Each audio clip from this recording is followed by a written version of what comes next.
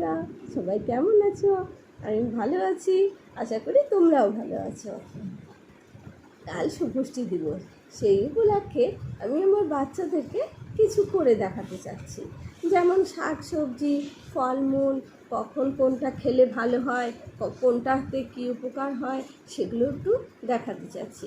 কিছু ছবি আমি প্রিন্ট আউট করে নিয়েছি, আর সেগুলো কার্ডবোর্ডে কিছুটা লাগাবো, কিছুটা থার্মোকলের যে ছোটো ছোটো প্লেট আছে সেগুলোর মধ্যে সাজিয়ে ওদেরকে দেখাবো। তো ওরা খেলার ছলে ওদের সাথে এসব করলে ওরা বেশ খুশি হয়, আর সেটা মানে গল্পের তালে আনন্দ সহকারে ওরা নিয়ে নেয়, মানে বুঝতে পারে যে এটাতে কোনটা খেলে কি হয়। ওরা নিজেরাই পরে বলবে, দিদিমণি এটা না এটা হয় সেটা হয়, এরকম করে বলে। আমার বেশ মজা লাগে তখন।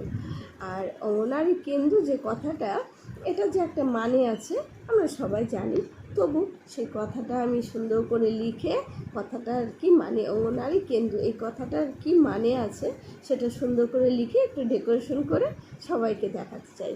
তা প্লিজ বন্ধুরা, কেমন হয়েছে বলো, আর একটু লাইক শেয়ার কমেন্ট করো।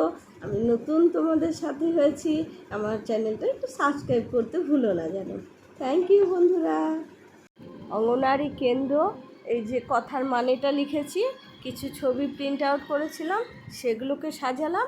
কালকে যে অনুষ্ঠান করব কেমন হয় সেগুলো বলবে, আর চ্যানেলটা সাবস্ক্রাইব করবে প্লিজ বন্ধুরা।